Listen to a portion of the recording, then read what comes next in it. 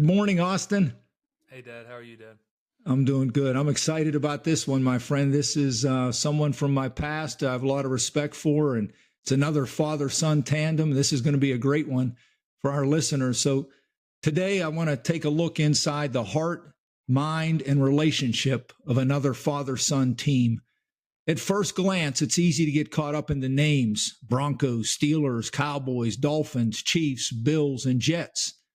But as we take a closer look, the heart of this story is about a legacy, a father and son with a common passion, football, anchored in faith and family. My name is Ken Karcher, and I'll be your host. And alongside me is my son, Austin Karcher. Would like to welcome Team Gailey as our guest today to Awaken Kingdom Culture, where hearts and minds come alive, one story at a time. Welcome, Chan. Welcome, Tate. Thanks, Ken. Great to see you again. It's been a while. Yes. It sure has. Tate, great to have you on with us. Thank you. I'm glad to. Well, let's get started, and let's go back to when you were just growing up, Chan, and tell us a little bit about your childhood, how you describe it. Tell us about your family, parents, maybe some siblings.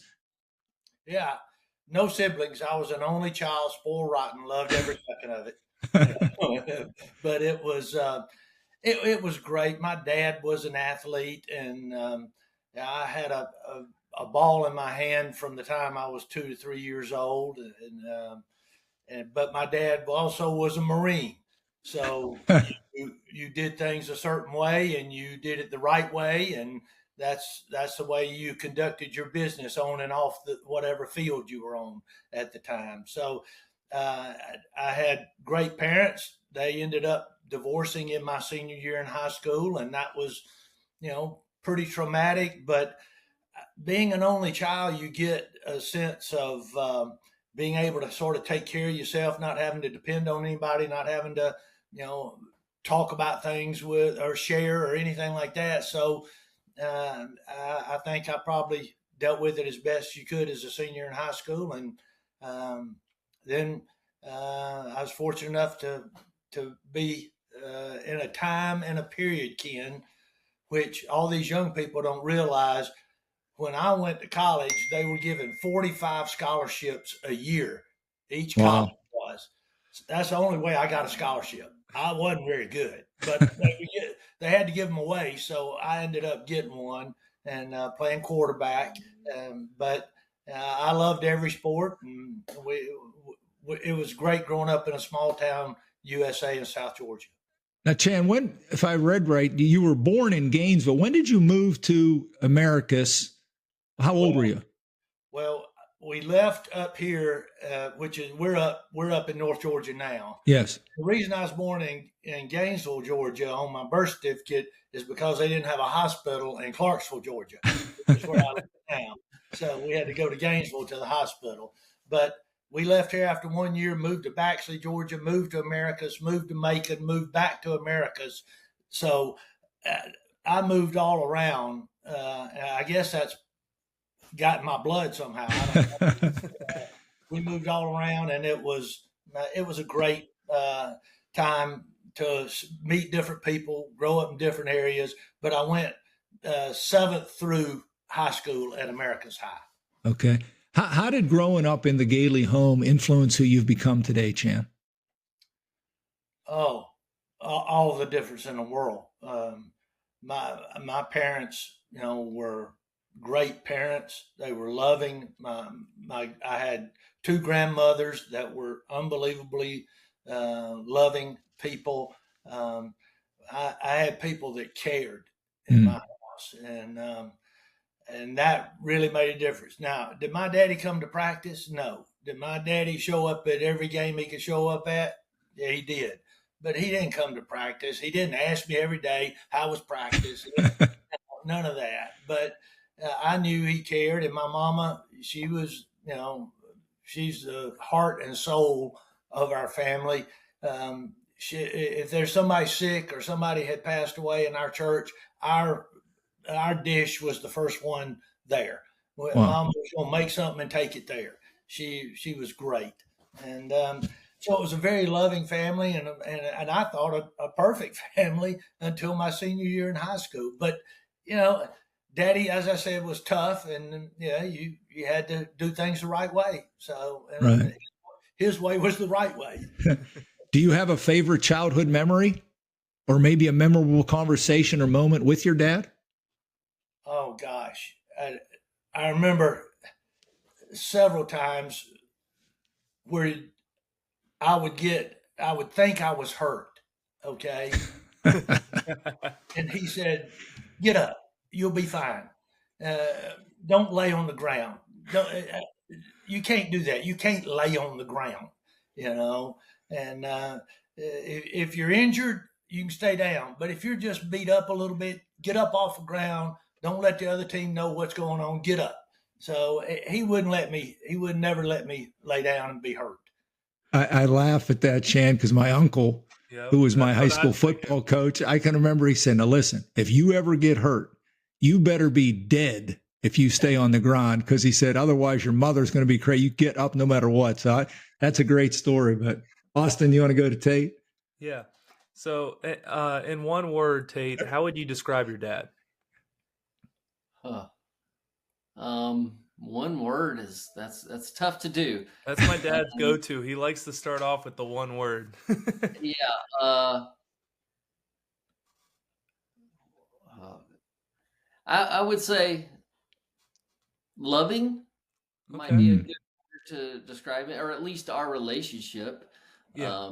Is a good way to describe our relationship because I think that encompasses so much of who he is and what he's done, and a driving force of why he is the father he's been, the man he Yeah. is, the provider he's been for us as the head of our family. So I think that's kind of where the one word that I would probably describe him as. mm. Awesome. What about can you describe your childhood growing up and, how you saw it from your perspective? Well, there are some similarities to the way he grew up. We did not stay in one place for a long amount of time. But I wasn't moving all around the state of Georgia. I was moving from Alabama to Colorado, back to Alabama, just here and there. And so that was one of the things that was interesting. When you're little and you're going through.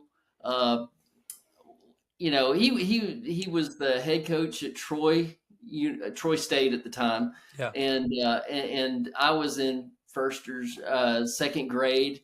And he was just my dad to me. But a lot of it really, maybe the time we got to Denver is where I kind of saw it more than anything. Your dad's a coach with the Broncos. Oh, I mean that's amazing. Like I was just like, he's just my dad. I mean he's the Yeah. guy that's there. That's throwing me balls, that we're playing catch together, all that stuff. I didn't think much of him in that aspect until, that was about the time where I kind of felt like, well, there's other people out there that kind of think he's important, or at least he thinks. And so that aspect of my life, I started to realize that, hey, this is a big deal, or a lot of people seem to think it's a big deal because at home, I mean, he's a competitor. He wants to win. I knew he wanted to win. I want to win. I mean, and my mom might be more competitive than he is.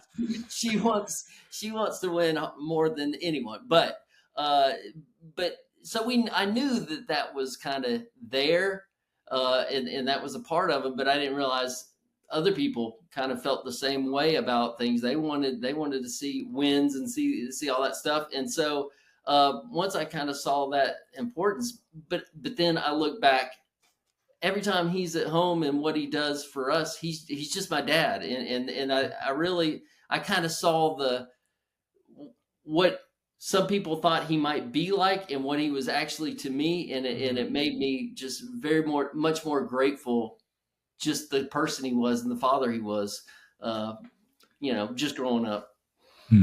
Awesome. How many different teams, states, homes, and schools were you a part of growing up? I need Really? a calculator.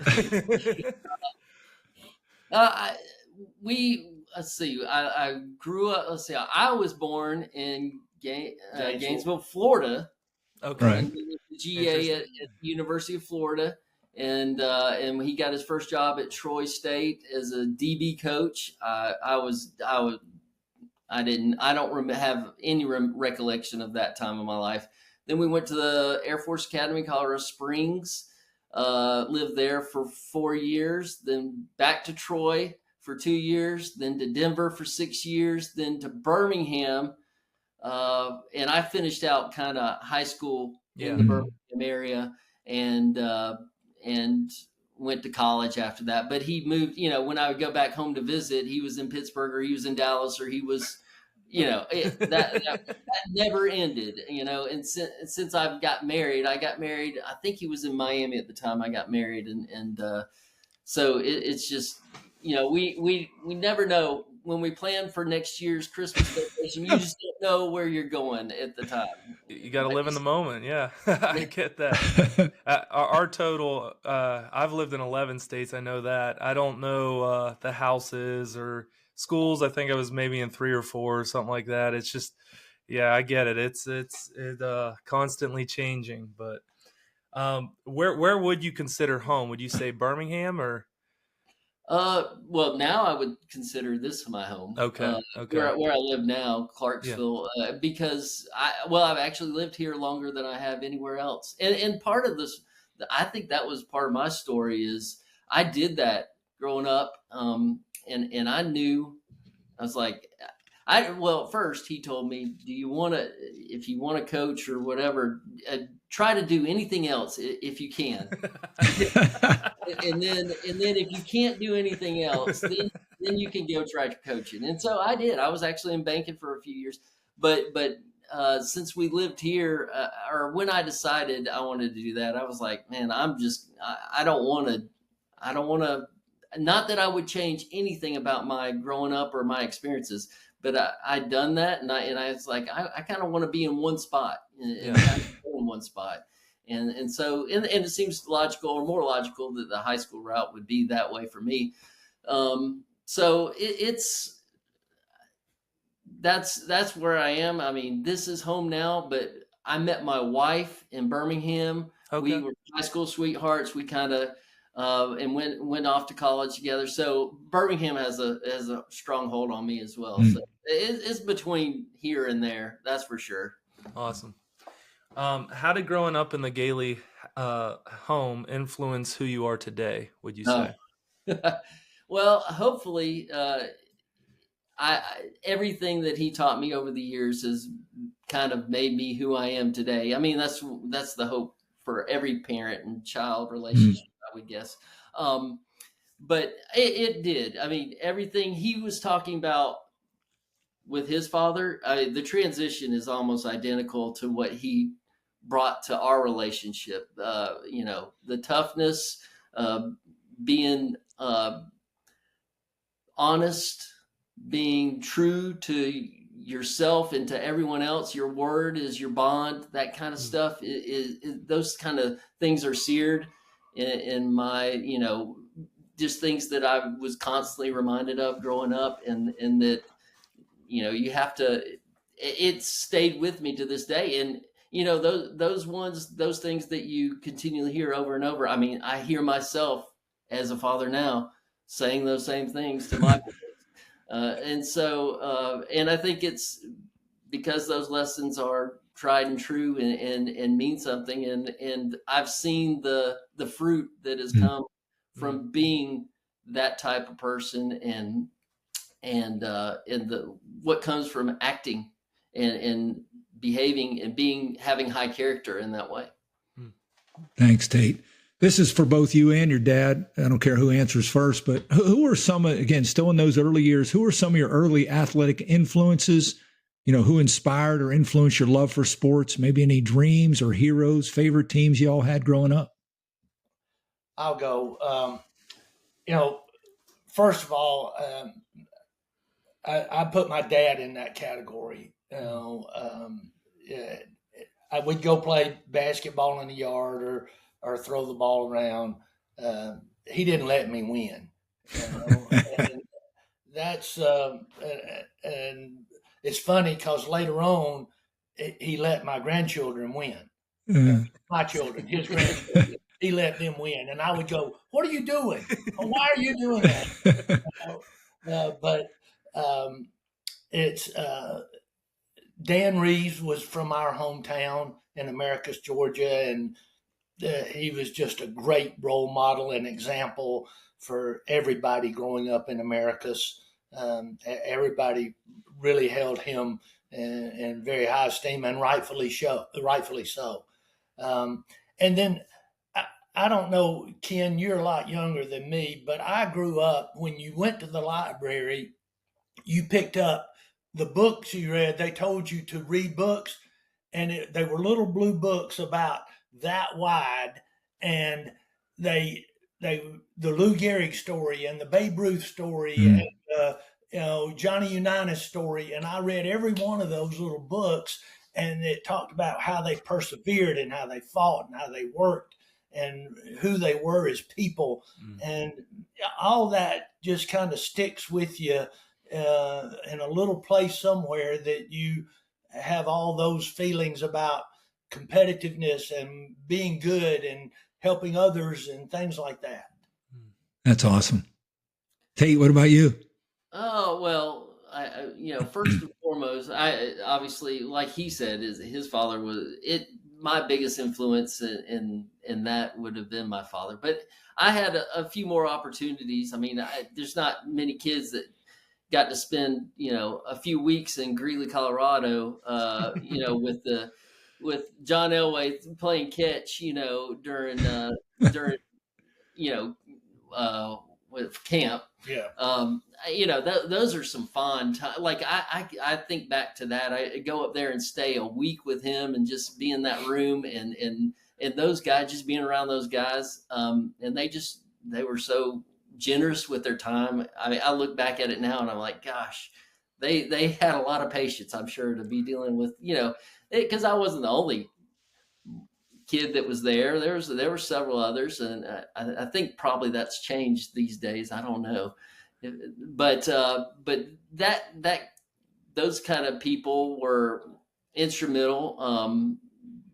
And I would say, we didn't have a lot of we weren't a fan of a lot of things except for Braves baseball.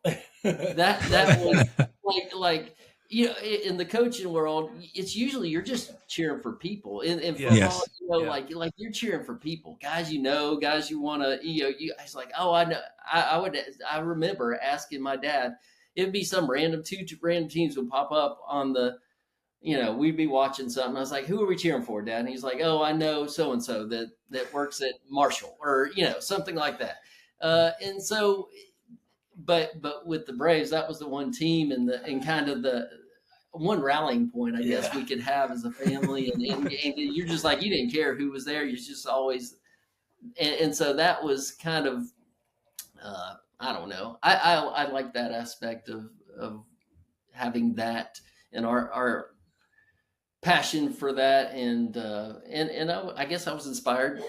I would always be like, when my brother and I were out in playing wiffle ball, I was Dale Murphy, I think, as often as I could, unless he bribed me to be someone else. So that would be another one, I guess. That's a pretty good player. Yeah. Austin. Tate, which of the teams in the NFL that your dad coached for was your favorite? And do you have any particular favorite memories of his coaching career that you would share? Obviously, you talked about throwing with John Elway and at camp. Is there anything else? Or well, oh yeah, I mean, there's numerous. There's not often, and I didn't realize this at the time, but when we were in Denver those years, I got to go to 3 Super Bowls, and I was just, I know, like, yeah, that's special. It was special. And then later on with the Steelers, we went to another one. I mean, those are kind of the memories that I think that was like, wow, that's awesome. The coaching memories, I mean, there's certain, I don't, the 84 national championship that we won at Troy was, or that he won, I should say. We. I know. Well, You're part of it. have a vague memory of it. I was still just I guess I was 9 years old, 8 or 9 years old at the time. But I do remember watching Miracle in McAllen. There was a short video that was made of that kind of the season, but mainly about that last game. And there was a 50-yard field goal kick with time running at the end of the game to win the national championship. They were down point. I know. And so I can remember watching that video. I think I watched it. The VHS tape probably exploded. And I watched that thing over and over and over. And I think that was just one of the most special memories I had, because there was a point in the film where after the game, they're running out celebrating. Everyone's crazy or whatever. But my mom comes running out of the stands and he grabs her up and they, have a embrace. And it just, that was always kind of special to me. That's an awesome moment. That is for sure. Chan, what role did faith play in your home growing up? And did you have any role models? Yeah. My best friend growing up in high school was the preacher's kid. He and I played golf together. We played ping pong together. We, did things together all the time. But faith, it was huge. I was fortunate to accept Christ at 11 years old. But it took me 17 years to figure out the real answer. It was 28 that I understood it's all him and it's not me in control. And you got to put all your faith in him. And so it took me a while to get it completely right.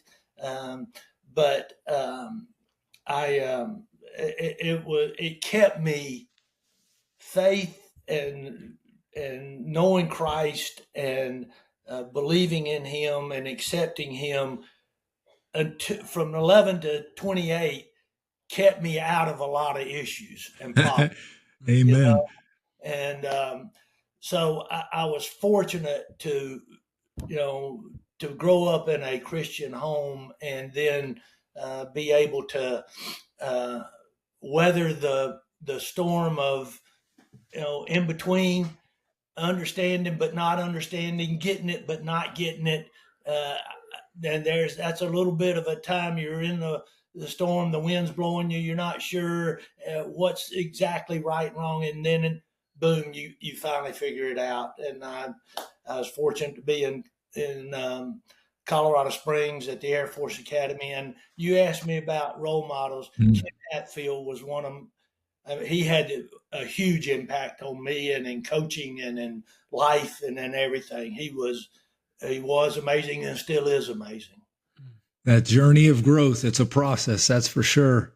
Yes. Tate, how did your dad or mom inspire and influence your faith? Well, it was kind of, recently, I guess I did, I was speaking at, I guess not recently, it's been a few years back at our church, and they'd asked me to do a testimony, and so I was starting to think about how to talk about that and do that. And I realized, I was like, I can't start from the beginning because I don't know where the beginning exactly is. So I started and I kind of told her in reverse, and all the people that have kind of affected my life and done it from in a reverse perspective. Because I just said, hey, I'm here. I'm a follower of Christ right now.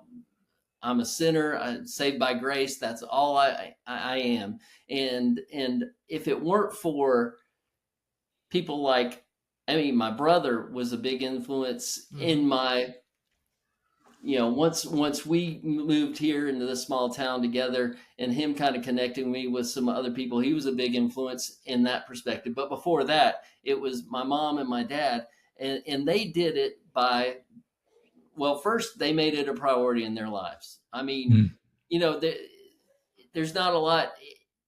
There was a lot of times, I would venture to say that during a season, when you're in Denver, there's not a lot of kids that are going to church every day and then packing up to go to the Broncos game, an hour later down the road, but every single Sunday we were there.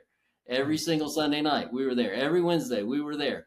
And so just the commitment there impressed upon me that, hey, these people think this is important. So when I was younger, before I had accepted Christ, my parents think this is very important, and that proved it to me. And then there was their influence on that, the way I saw them, the way they acted compared to when I would go to maybe some other of my friends' houses and the way their parents act. I was like, oh, there's a difference in the way they do things. And I think all that kind of, I'm pretty analytical by nature. I'm a math teacher right now. And so it's just that's where I am. And so I think I was always just analyzing, kind of trying to put things in formulas and figure out, this plus this equals that. The sum of everything came up to, hey, they're doing things the right way. Now, and then obviously, then you got to dig a little deeper as you go down the road and figure out that I can't base my faith on the way that they act and what because then that's just a false faith. But I think that's a good original starting point, and at least it allowed me to get there and say, hey, well, there's some truth behind this, and then I got to go. Eventually, the Holy Spirit did convict me, and it was a glorious day. I can remember it like it was yesterday. Awesome. Well, tell us about it. When did you end up getting saved? And I would say it is a process, but there was a time, growing up in a Baptist church in Denver, Colorado, because this is when this all went happen. They weren't mega Baptist churches in Denver, Colorado in 1988 or whatever. Yeah. Well, it was around that time. So it was about, I was older than most of the kids that I would say that went to the church because we were all regulars, and I felt like it was kind of a tight-knit group that went to that church together. And I was quite a bit older than I would say most of the ones that had made their profession of faith. And I was kind of, I don't know, I didn't want to be pressured. I felt like I wanted it to be totally genuine. If I'd made that decision early on, I was like, I want this to be totally genuine. I don't want it to be something where I feel peer pressure, because I think even today you see that with certain kids that have grown up in church, and they kind of feel that, well, hey, Sam's made his profession of faith. Why don't you? That kind of stuff. Yeah.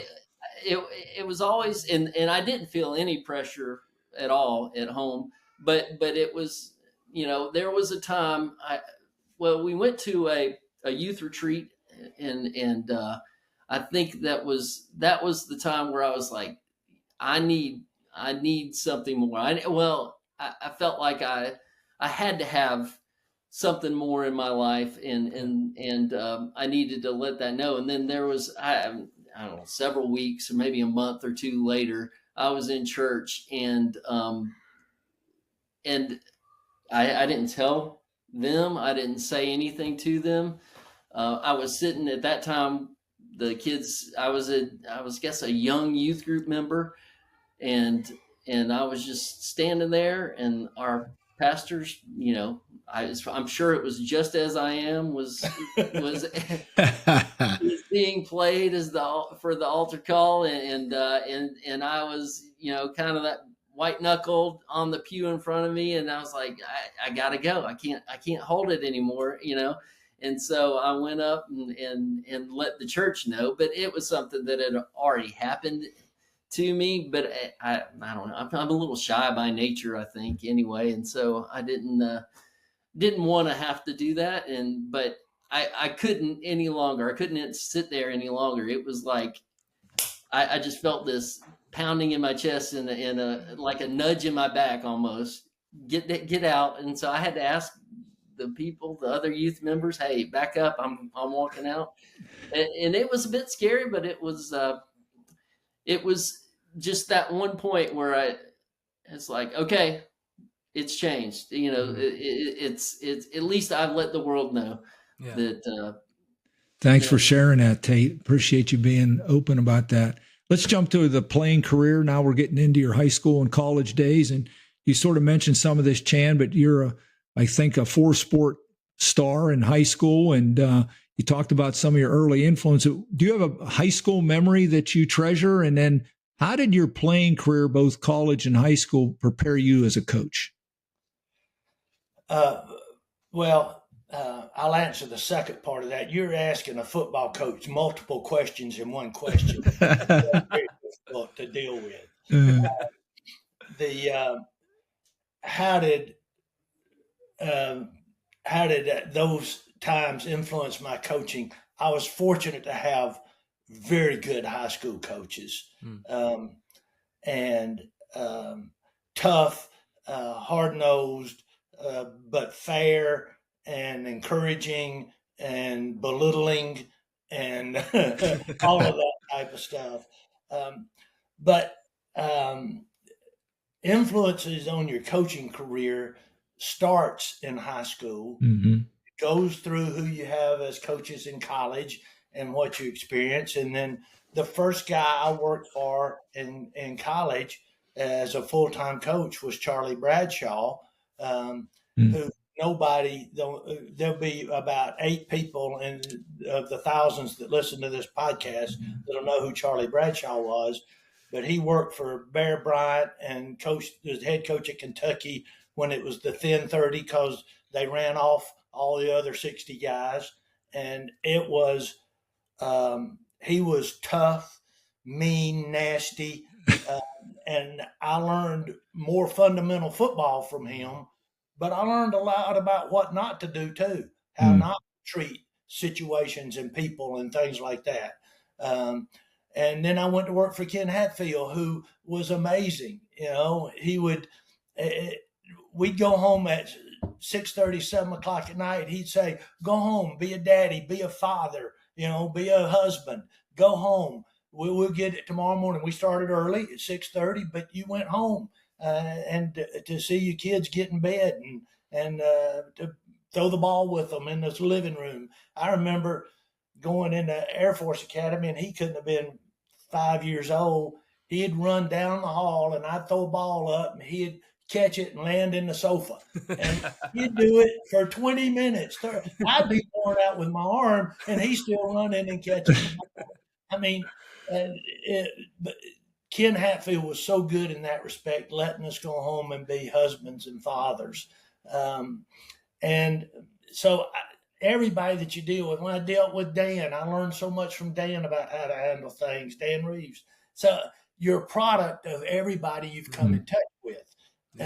You take good or you learn to eliminate bad, one or the other. But that's who you are. But my high school times and my college times, I got a little bit of his analytical from his daddy because I would pay attention. I'd see. And I went to college my first quarter, and we were on the quarter system in college at University of Florida. I went in accounting because I was pretty good with numbers. So I said, I'll go be an accountant. I lasted 1 quarter in accounting. No. I said, okay, marketing. I'll go talk to people. I can be able to sell. I lasted 1 more quarter in that and realized what I really wanted to do was coach football. So I went into physical education, thought I'd coach high school football and hopefully have the impact on lives that my high school coach had on me. I hoped I could have half the influence on other kids in the same way, because Jimmy Hightower was unbelievable, great high school football coach, and great person to me. Thanks, Chan. Now, there's another part of that question you asked that I probably did not answer. But no, I just asked your best high school memory if you had one. Oh, best high school memory.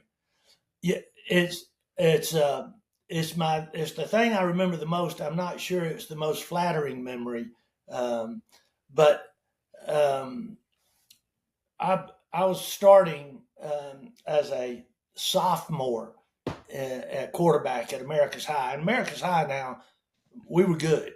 We won championships. It's like Vestavia. They'd gone a long way in the playoffs, won the state championship. Dan Reeves and his crew, were great when they played. He was a few years ahead of us, so there was a legacy there. And I started as a sophomore, and I um, I was in a big game, and I thought I saw the wheel route coming open, and I threw it, and the safety came over and intercepted it, and I went to the sideline, and my high school coach, I was a sophomore, so he was trying not to be too terribly, tough on me at that time. He's trying to be encouraging. He reached around me, and Ken, the old hip pads that you used Yes. to wear, and I had a little bit of a roll right over that top hip pad, and he reached around my back and grabbed me and pinched that and said, "Don't you ever throw that ball out there again to that wheel route." And I'm telling you, I was in tears. He pinched me so hard on the side. After the game, my mother came up and said, "Oh, Chan, I was so proud of Coach Hightower. When you threw that interception, you came to the sideline and he just put his arm around you, and I knew he was giving you encouraging words at that time." I never told her any different. I never told her any different. And but it got my attention. I didn't throw that wheel route anymore. Uh, Austin, there's example of touch again, huh? Yeah. Yeah, coach's touch. Yes. That's awesome. Tate, tell us about your high school career and any favorite memories that you had. I was very fortunate, as you mentioned. I went to Vestavia Hills High School, and we were pretty good, athletic, well-rounded, I would say, athletically. We had a lot of different sports that did well. We were kind of average at one point in football, and my senior year we made it to the third round of the playoffs, and that was a big deal. Our biggest rival, we had a big game against them that year, and won 17-7. I mean, I can remember a lot about those things. That was my whole senior year, but I think the biggest high school memory that I have is I was fortunate enough to be on a state championship baseball team, and that was a fun and just great experience with a bunch of guys. We kind of had a legacy going in. Vestavia baseball did. We had just started kind of being very good. My freshman and sophomore year, we did win the state championship, and then our junior year, we came in second, lost in the finals, and I would say the group and the teams that leading up to that, they had a lot more individuals that went on and played. I mean, we had guys that were playing in LSU, back in the Gorilla Ball days. That kind of we had a lot of guys pitching at Auburn. Another guy that went to they had a lot of talent. My group, we weren't very talented. I mean, talented, and we didn't have a lot of offers out there. I'll say that. Yeah.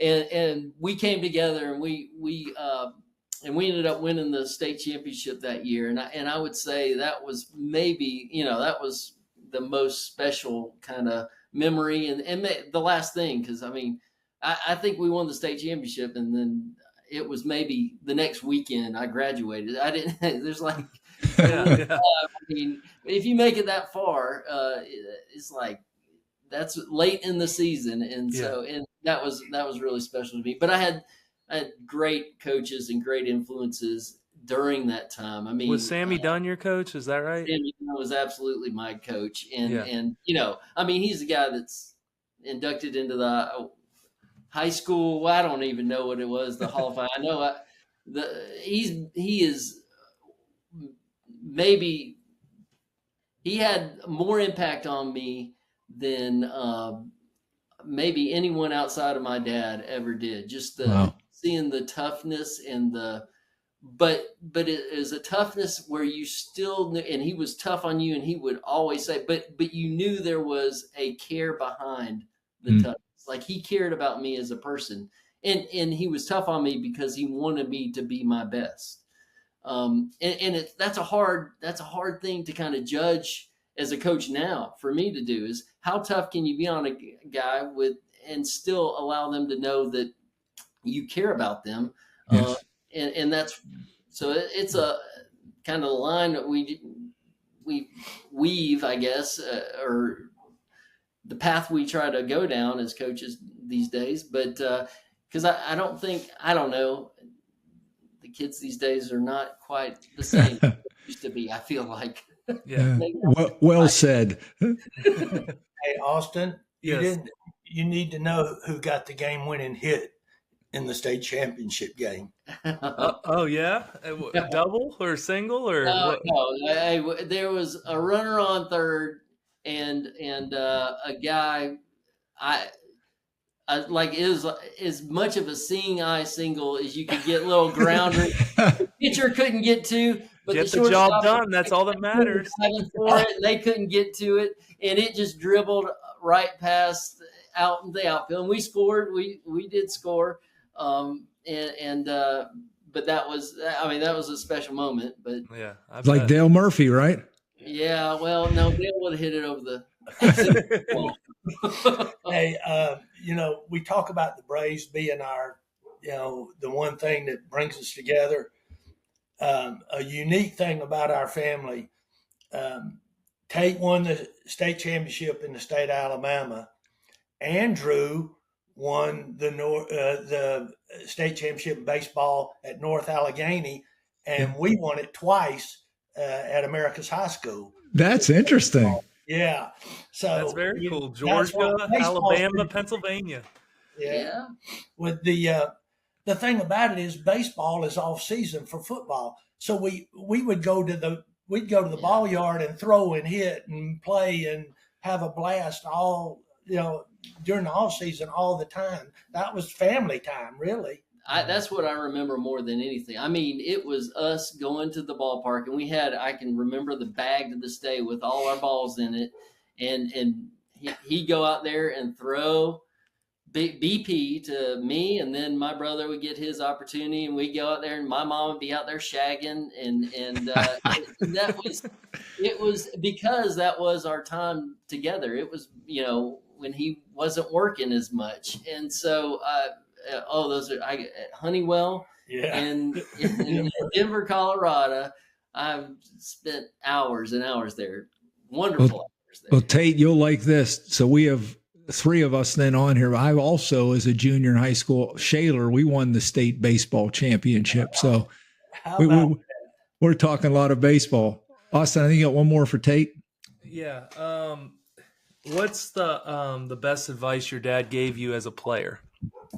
Ooh, as a player, I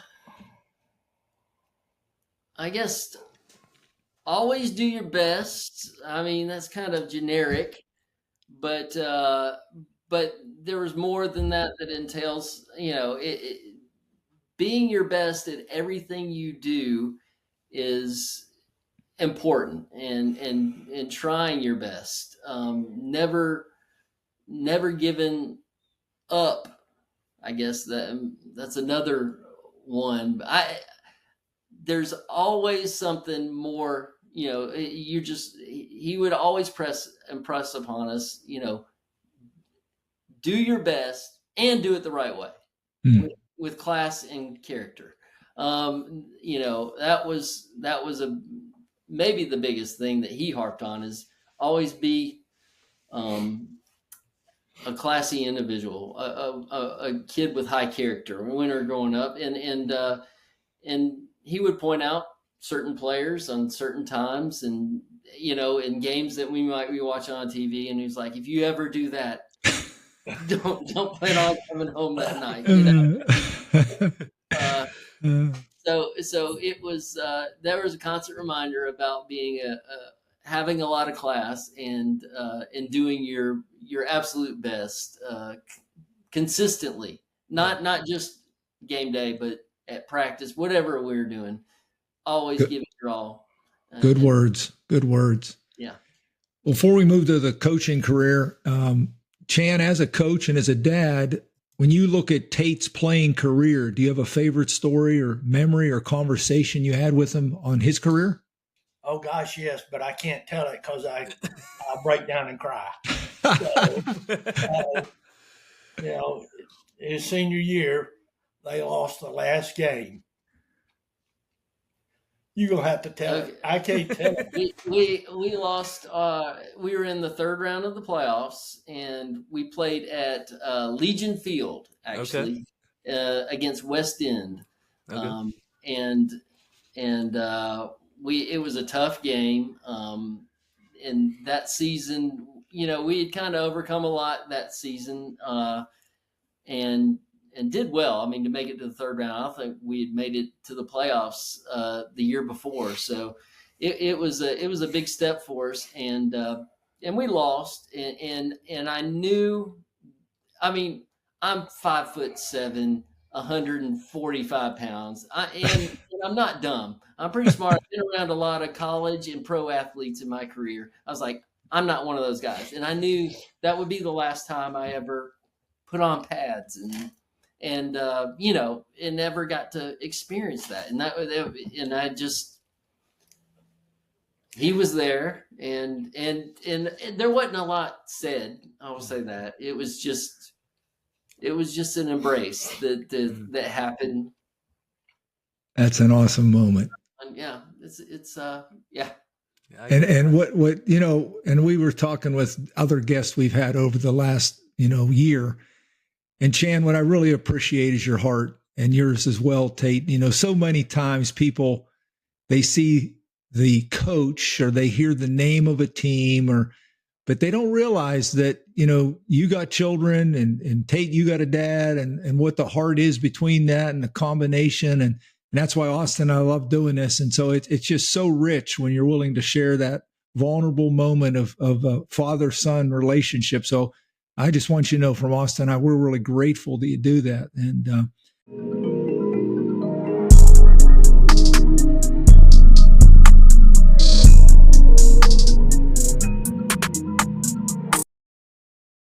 let me interrupt you for a moment. I'm grateful for the opportunity that I have to do this podcast with my son, Austin. For the last 10 years, Austin and I have had many intimate conversations on his drive home from work. Some of these father-son conversations have been lighthearted, while others have been very deep and emotional. Over the Christmas holidays, we decided to start a podcast called Awaken Kingdom Culture, where we invite our friends to share their life-changing stories with you, our listeners. This podcast is done under our nonprofit, The Win Awakening, a sports ministry network for coaches, athletes, and those who lead. Our vision is to awaken hearts and minds, one story at a time. Our mission is to encourage coaches and athletes and those who lead to live from a place of victory, regardless of success, records, or the scoreboard. Our goal is to create safe environments where transparency and vulnerability are accepted, and value and worth are recognized in an atmosphere of love, right in the middle of your mess. I'm reminded daily that the most important person of my day is the one in front of me, and that one matters, and that you are the one. WinAwakening.org is our website. I encourage you to visit our website where you can encounter the good news of who you are in Christ and what you already possess and how to live from it. There you'll find blogs, videos, Andrew's journal, and this podcast, Awaken Kingdom Culture, where hearts and minds come alive, one story at a time. I'm thankful for all of you who have given and are a member of Team Win. Awaken Kingdom Culture is listener supported. And if you'd like to support us, you can go to winawakening.org. We are a nonprofit. I encourage you to follow us on Facebook, Twitter, LinkedIn, and Instagram. And please like, share, and write a review on Spotify or YouTube. Okay, it's time to get back to the podcast.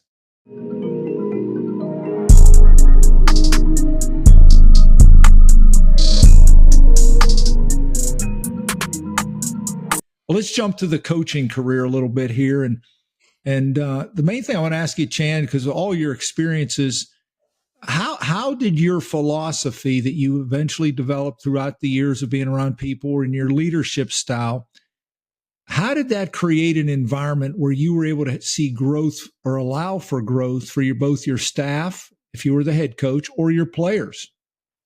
Well, first of all, my faith is the bedrock of the whole thing. You know, the way what I've been given through Jesus's death and what I've been given through grace and mercy is just it's unbelievable in some respects, but it's so believable in real life, you know. And I went into it. I vowed when I was an assistant coach, if I ever got to be a head coach, I would not get amnesia. Forget what it was like to be an assistant coach. You know, I think so many guys get to be a head coach and they forget what it was like to be an assistant, that they need, you know, family time, that they need, you know, to be a daddy. They need a schedule. That wife at home wants to know the schedule. All right. Yeah. They want to know what's going to happen in the off season. They want to know when the off weeks are. So treat them as you want to be treated. You know, that's how I was able to develop that. And then working for Ken Hatfield was a huge impact for me. And then I go to work for Dan Reeves, and the way he organized and did things was amazing. And then I go to work for Bill Cower, and you know, I learned so much from him. So I was fortunate to be around good people. And like I said, pay attention. Just pay attention. Yeah. See what's good. See what's bad. Take out the bad. Use the good as you go along in life. And it all boiled down to faith and treating people the way you want to be treated, and understanding that every kid didn't grow up like you did. You know, every kid's got issues you have no clue about that you got to try to understand, but still make them understand the responsibility and the discipline and the accountability that it takes to be a part of a football team. And that was always where you found the rub. Keep trying to do that. Encourage, but demand accountability. Thanks, Chan. Tate, I think you kind of mentioned this earlier, but did you always know that you wanted to go into coaching? It kind of was in the back of my mind. Like you said before, Dad said, "Hey, if you can do anything else, don't." And I kind of didn't think I would. This is what I'll tell you how I kind of actually eventually got in. I was working in the banking industry, and I was good friends with. I was young at the time. And we just hired at my church a new youth minister, and the local high school team got a new head coach. And so every week he would bring a different church youth minister in to be the team chaplain that week. Basically, he was just trying to generate different things. So I was good friends with him, and he said, "Hey, they've invited me to go down to this game." In fact, the team Habersham that I'm coaching now, we played Clark Central last night, and so he said he's invited me to go down to Clark Central. So I was like, okay, I'll go with you. And then he's like, we're just going to stand on the sidelines. I got to pray for him before and after or whatever, and that's kind of all we're doing. I was like, all right, I'll go do that with you. And so we get to the end of the little post-game wrap-up, and I'm standing there, just outlier standing there, and the head coach says, hey, this guy over here, his dad is so and so, and he's got something he wants to say to y'all. Like, he didn't ask me anything. Like, I had no idea this was coming. He's like, he's got something, and so it all of a sudden I'm on the spot. All these kids, 85 kids, turn my way and start looking at me. They just got a beat down at Clark Central, and I'm like, okay, I got to carry this thing. And so I was like, hey, I've seen y'all now. I've seen you from the stands. I did my best of what I've heard coaches do in the past. But at that point, I was like, okay, there was something that got into me. I was like, I had 85 guys just looking up, and they were gonna listen to what I said for a few minutes, and maybe I inspired them, maybe not, I don't know. But I was like, I want a little more of that, and I'd like more of an opportunity to do that. And so at the end of that year, one of my good friends that was on staff there as well, I went to his wedding, and the head coach there said, hey, I'd like you to come and coach tight ends for me next year. I was like, okay. And I put in my 2 weeks notice, I think, the next day. And I didn't really, I had to go back to college to get my teaching certificate. Yeah. So it was kind of like, but I was still young enough. I didn't have kids. I could kind of make that transition in my life. And so that's how it started. Wow. Awesome. So why math? Why did you get into math? And then what do you enjoy about the classroom? Oh, math. I know I'm going to sound like such a nerd, but it's fascinating to me. I love the value. I mean, the way that everything is so logical in nature. I love the logic behind it, and being able to. And that's what I tell my kids, because I teach mainly senior level math, but not the high level senior math. I'm teaching a lot of the guys that are like, hey, we need to get them graduated and out of school. So they're going to my class, right?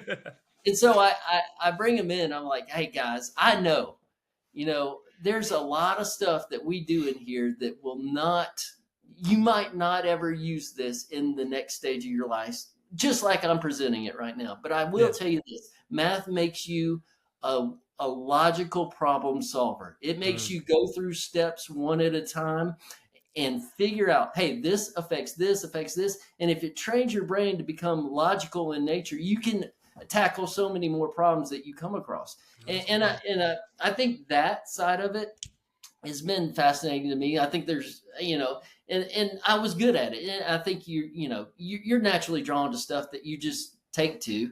And so I was good at it as a kid, and I've enjoyed it, and I see the value in it.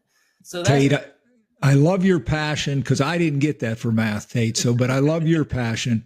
Well, but I also want to ask you this. Now, maybe I was wrong, but I thought I saw a picture on the internet where you're at the grease board with a helmet on in math class. Could you explain that to me? Yeah, I mean, it's just you're getting hooks whenever you can.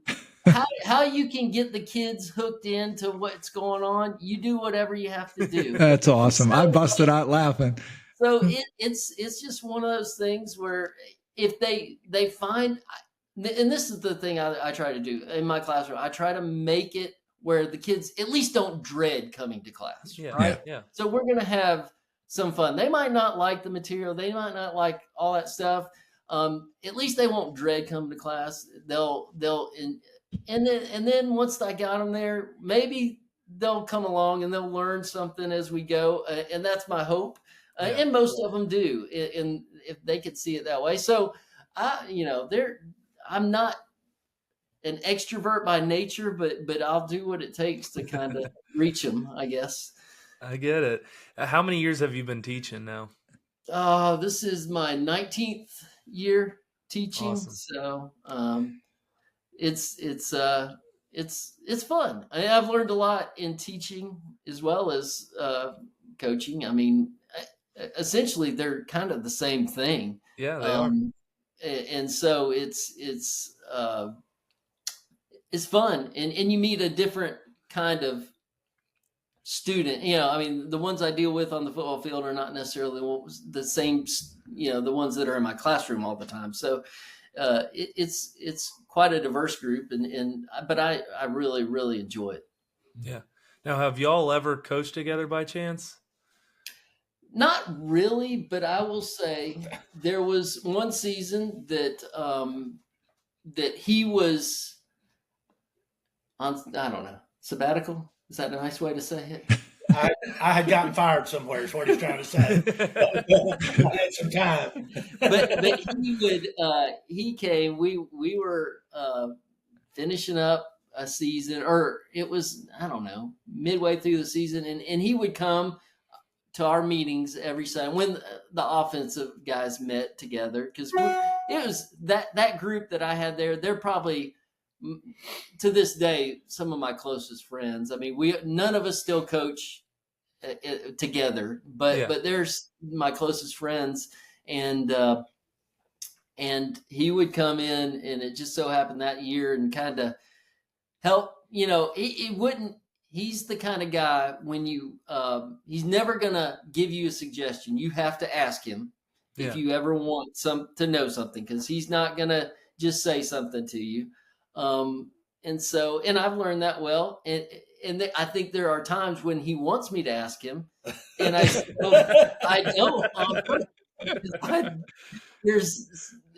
And I think it's frustrating probably to both of us, but I know that's kind of the rule. That's where we stand. If I want to know something, I'm going to ask, and it's no holds barred from that point on. If I ask a question and ask his opinion, I'm going to get it straight up, whatever it is.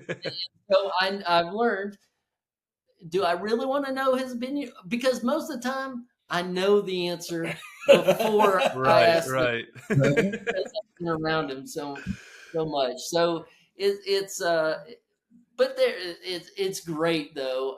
That was one of my most fond memories. That one season, he would come to our meetings, and we would bounce ideas off each other for a while, us coaches, and then we would kind of, all right, what do you think? And he would be like, okay, well, I like this, I like that. He was very diplomatic, because we were all pretty young at that point too, I would say, as a staff. Austin, I'm going to move to part 2 of the coaching thing in a second, but as I do that, Chan, what would you say it's like to be coached by Chan Gailey? Wow, that is a great question. I hope that they understand what it takes to win a football game. Mm. I hope they understand what it takes to win at life. I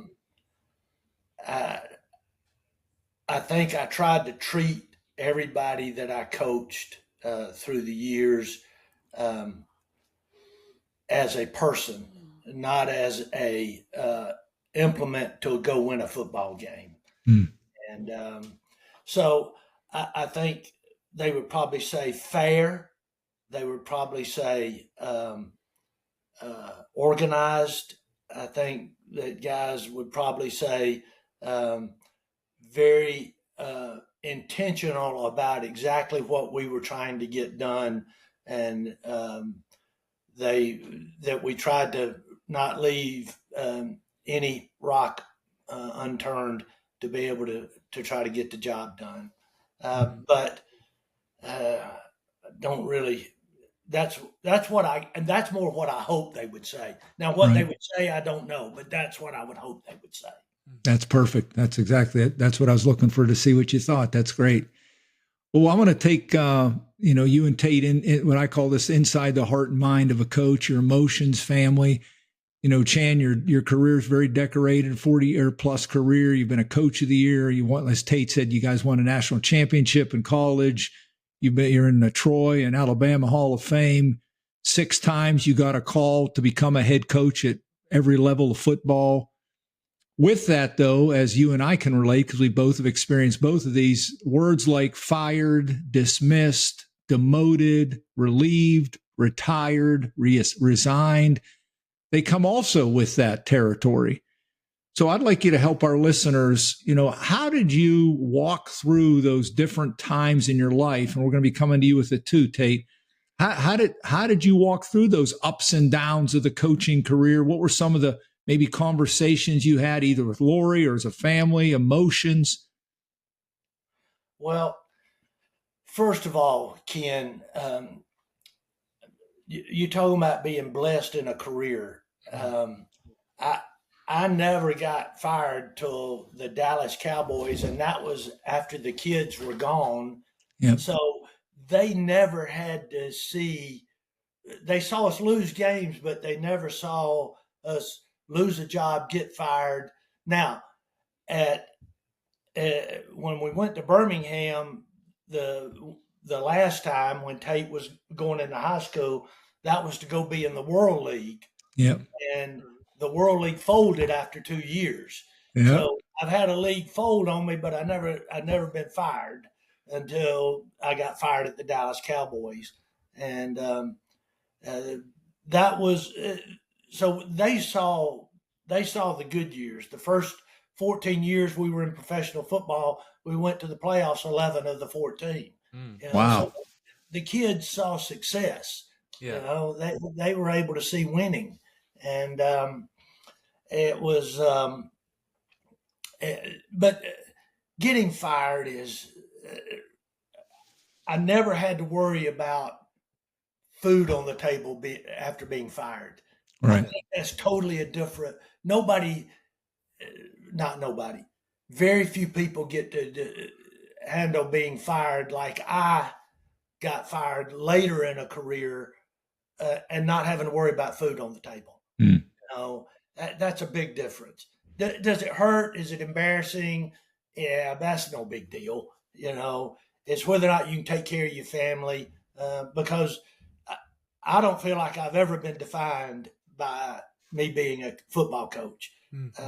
I've been defined by being a husband and a father and who God made me. So I never worried about the stigma that went with being with the words fired or relieved of duty or whatever. That was no big deal, but I didn't have to deal with it young. I was able to, have it later in my career. So either God really knew that I couldn't handle it, so he spared me from being in that position, or he allowed me to be around some very successful people that allowed us to win for a long time. Mm-hmm. Thanks, Chan. Tate, from your eyes, obviously you weren't there for, you were out of the house at that time, but from your perspective, what was it like from your perspective as far as the times of success and then also some of the low points in your dad's career? Well, I would say it's tough. You learn to deal with things at a young age because of just the position you're put in. When the team loses, and you hear about it Monday at school, you there's gonna be some pointing fingers and stuff and making fun. I mean, it happens, and you learn to kind of develop a thick skin for that stuff because I was always taught by him, and it doesn't matter what other people say or think. That's not where you're not defined by those things. So don't let them bother you. Worry about the things that you can control, and those were the type of things that you can't control. So that was told to us constantly through our only worry about the things that you can control. And so I learned I can't control what other people say. And it was mainly successes, like you said, growing up. There was a lot of good going on, a lot of things that I didn't have to deal with a lot. But I will say, the older I got, the more maybe invested I got, in not the more invested, but I kind of knew a little more what's going on, and about those times too, that's when the internet was hitting its stride. So there was a lot more online, these message boards and all that stuff was kind of going on. And I would, I can't say I would, my now self would say, why would I even go and read that stuff? I mean, but there was a time in my life where I would read some Cowboys blog or something like that, and it was, it would get, you get in defensive mode. Yeah. That's for sure, because this is the guy that's, that raised me, that he's a great guy and a great coach. And I know he is, and people are saying that stuff. But you got to learn, you're not going to do any good battling in those situations. So I learned that from a young age. And I think that's a lesson that, that helps me to this day. I don't worry. I try to do my best in what I can do and not worry about what other people, are saying about me or about him or about anyone else. Sometimes that's great wisdom. Let's jump to family, because I know both of you will love to talk about this. Chan, tell us about your wife, who I know, Lori, and your other son, and maybe even what your grandkids call you. Well, anybody that knows our family knows Lori, as Tate said earlier, is the most vocal, competitive person in our family. You do not want to sit beside her at a game that he coaches or that I coached, or that our grandkids play in. You don't want to sit next, and you don't want to be an official at any of those games. But she is such a great mother and a great wife, and she reminds me of my mother in that she cares about other people so much. We lived in.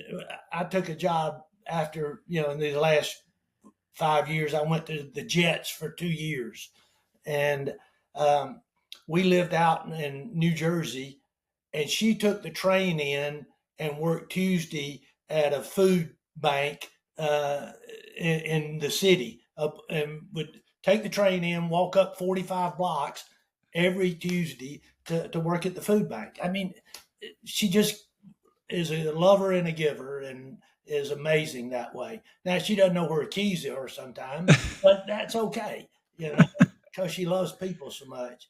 Our youngest son, Andrew, is more like her. Tate and I are more quiet introverts, kind of analytical. They're people. They get along with everybody. Andrew can walk in a room and know everybody in about 30 minutes and knows about them, just like Laurie can do that. And he and I are over in the corner drinking Diet Coke, So what's Andrew doing now, Chan? Andrew is working he lives in Clarksville here, but he works for Carson Newman College as an advisor. But he can do it remotely now. All this technology stuff that's way above me, but he does it remotely. And he has 3 boys, and Tate has 2 boys, so we have 5 grandsons. They're all different as they can be. Just like Tate and Andrew were different, these 5 are different. They got their own personalities. They're all great in their own way, and it's been fun to watch them and follow them. And we get to hang around them a lot. They call me Buster. Buster, good. The reason they call me Buster, I don't think my daddy knew my name. He called me Buster. I don't know why he called me Buster, but he called me Buster. So. So I have them call me that. What do they call Lori? G. Yeah. Pauline's Gigi, and I'm Papa, but I love Buster. That's awesome. Yeah, it's different. So, Chan, how did Lori make you a better coach? She was there all the time, 100% behind you. I mean, he almost came out of the press box on a fan one day, but she is, now I will say this. After a loss, I would rather face the press than my wife, because why'd you call that? Why didn't we do this? But let somebody else say something bad, boy, she's gonna get out now. And so she's just so supportive and so loving. Did a great job of handling the home because I work so many hours, as you well know. Yep. I mean, she's strong as a Mack truck now. She's really good about handling things when Daddy's not around. Mm-hmm. That's awesome. Well, Pauline said to make sure I tell you to tell her that she says hello to her when you guys get off. But Do that. Austin? Tate, tell us about your family. Well, like you mentioned, I have two boys. My poor mother, that's another thing. I mean, she had two boys, and now she has all five grandkids are all boys. So, I mean, she, if there ever was a granddaughter, I'd be scared of how spoiled that child would be from her.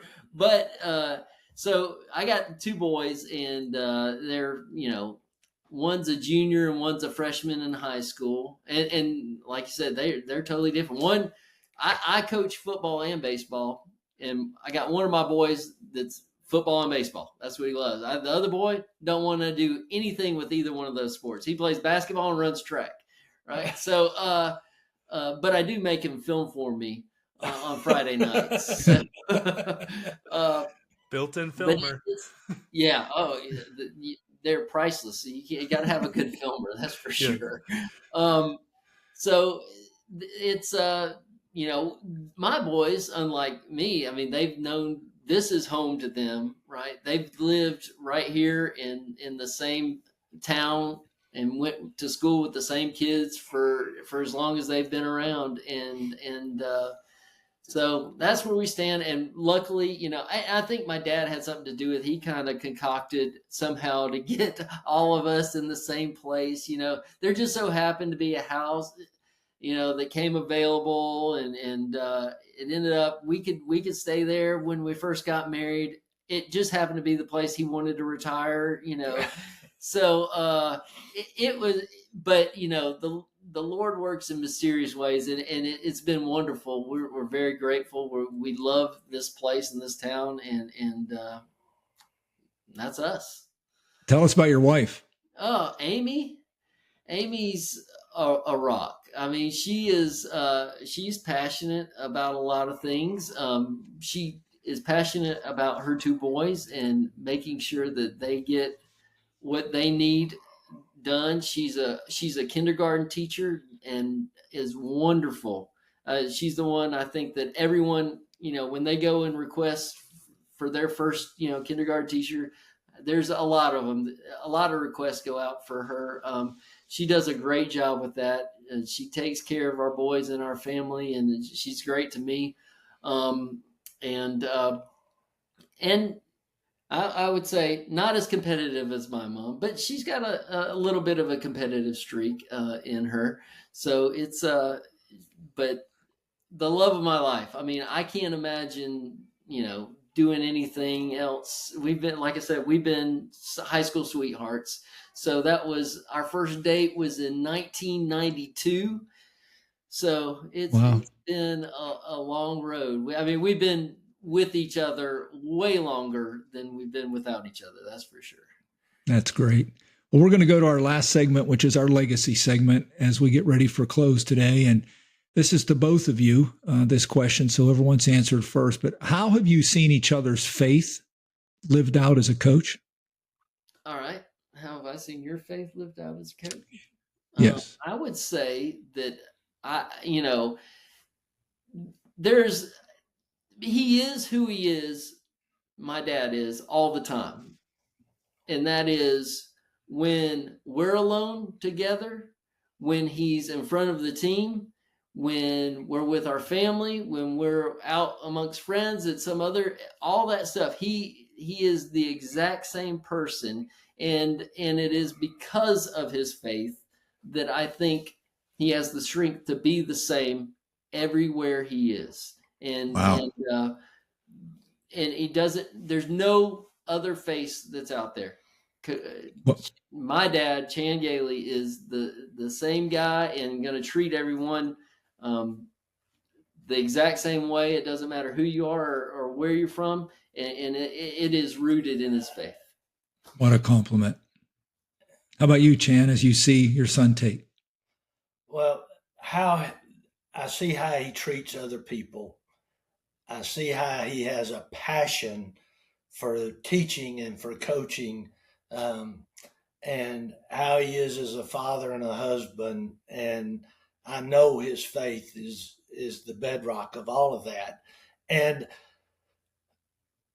we've talked about how we're both introverts, but when he stands up to talk about his faith, the, the lights, like he was talking about math earlier, the Yeah. lights come on when he talks about, when he prays. We have a family meal and he prays. You can hear it's real. It's not just a prayer.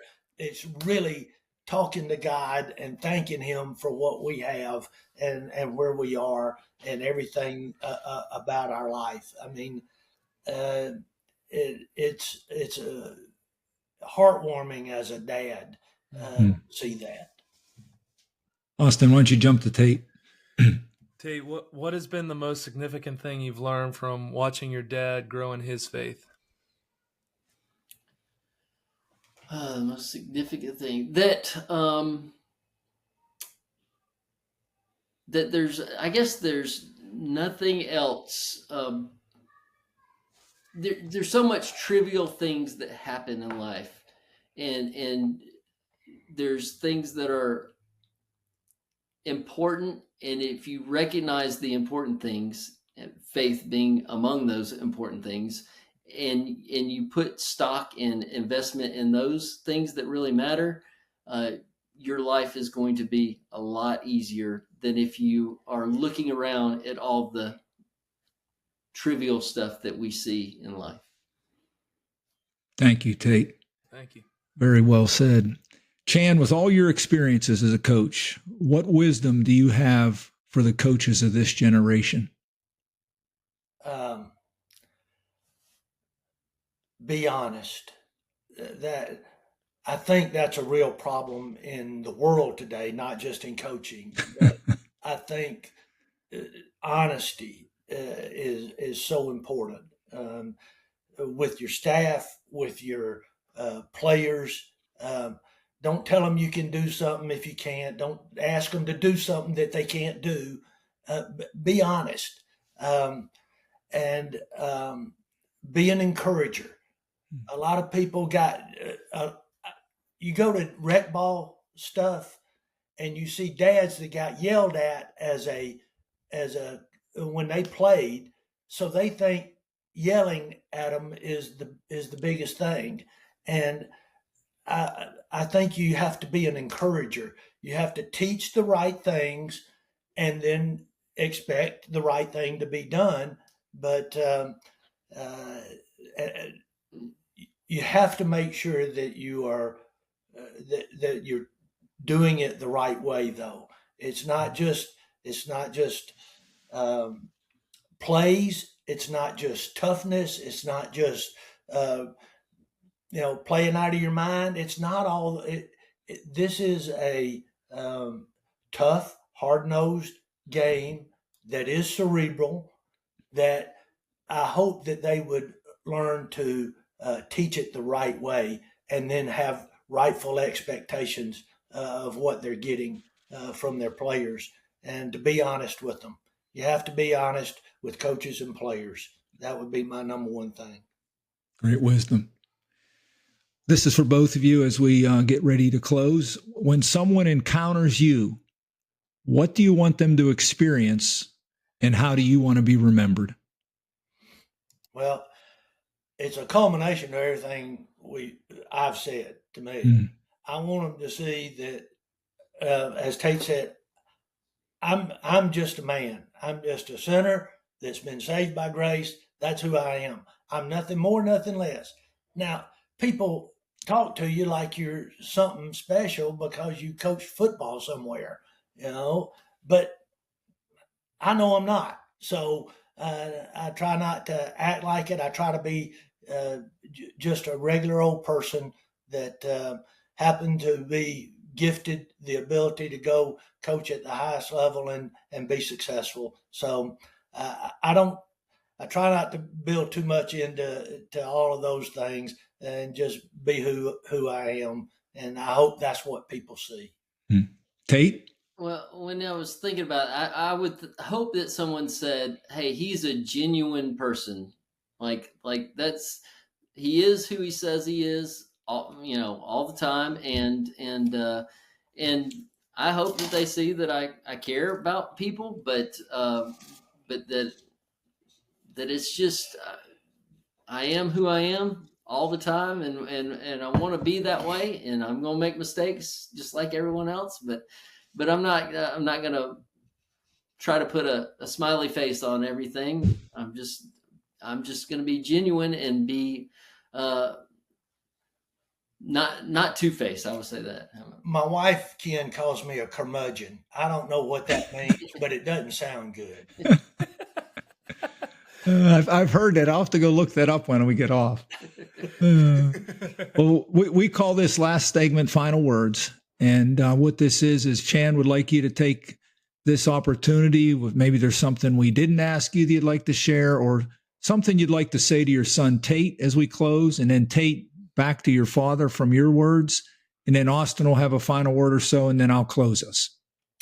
Well, what I could say to my son, I would last about 5 seconds into saying it because I'd tear up and choke up. And for some reason, I have gotten, in my old age, I've gotten weepy, about sentimental things. And, so blessed in our lives for he and Andrew, for Tate and Andrew, and for who they've become as husbands and fathers. And, they're raising 5 great Christian young men, and that's a blessing. And it's been an amazing life. I don't plan to leave anytime soon, but God will. Hey, either he's coming to see us or we're going to see him, one or the other. And whatever that is fine with me. So I've been blessed way beyond what I deserve, and I'm fortunate to be in the position to even be able to sit here and talk with you, who we were together for those few years, and then here we are again, all these years later. Hopefully having an impact and helping other people some way, somehow. Yes. Well, I will say to you, thank you. Because all those things that he mentioned about us and he might think we're great as his 2 boys at all these things, but we are products of him and my mother and what they've done. So it's just a thank you to you for what you've done and the raising us the right way, because it's made our lives better, and we are blessed in so many ways. And hopefully, the only way that you can really repay a parent for all they've done for you is try to pass it on. And so we try to do that. I think both my brother and I try to do it with our family, within our own families, and pass it on to our kids, and be a light, not only for them, but in this world. So that's what I would say. Thanks, Tate. Well, for those of our listeners, I mean, our paths of, not necessarily mine, I was younger, but I know my dad and Coach Gailey's paths have crossed a number of times. I know Dad's coaching NFL or the World League. I know you were at the University of Pitt when he was at the Steelers, and you actually came and spoke to our Oak Mountain football team for one of our banquets, and I was there. And obviously I've moved around a lot. Tate, you've moved around a lot. There's a lot of things that unless you've been a coach's kid or you've been a coach, you don't understand, or like you just get the journey, you get the path, you understand the ups and downs that just come with the profession that your dad walks in. and that we've walked in. I'm a high school teacher and coach as well, and my wife's a kindergarten teacher. So there's a lot of similarities. But I think just at the end, what Papa put on my heart when you were sharing, Tate, about, your relationship with your dad is just, you step back and you say thank you for who you are and what you've done, and it's an impact in me, everything. And I think about our Father in heaven and just, all the things that he has done for us, and the good things, the tough things, and as a child, the ability to see his work and how he's provided for you. And, I just saw that in your ability to see your dad and all he's done for you.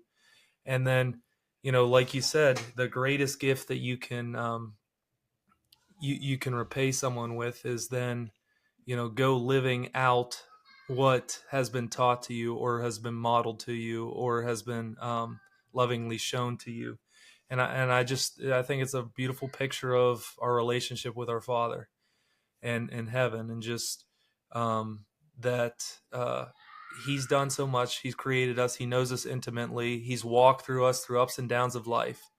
And at the end of the day, as we're in this relationship, it's sharing his love, his heart, his passion, his commitment towards us with the other people around us. And I just think you guys are a beautiful picture of that. So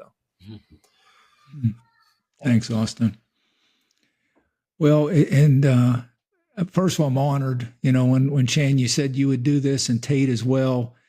This journey for us as a father-son has been, as I mentioned before we got on the air, I'm just so grateful is the word, because we never intended to do a podcast. And so now to watch Papa bring people that we've crossed paths with. I love to talk about the tapestry of life that Papa puts together, and you're in people's lives maybe for a lifetime. Sometimes it's for a month. And all those relationships are for a purpose. And when I think of you, Chan, and now meeting your son in this type of environment, the word that just jumps out to me is a word of humility. I see two men that one love their family, love their spouses, love each other, and have a great humility in a profession that we all know is sometimes not found in this performance-based industry. And I just want to encourage both of you, just sitting here and listening to your story. And Chan, for me, in a small way, only a couple years together, but you two have impacted more people than you'll ever know. And I know that your story is going to touch more people than we ever know. So I'm thankful for just hearing your story and for the humility that you shared with our listeners today. And so with that said, Austin, I'd like to thank you for sharing your story with all of our listeners at Awaken Kingdom Culture, where hearts and minds come alive, one story at a time.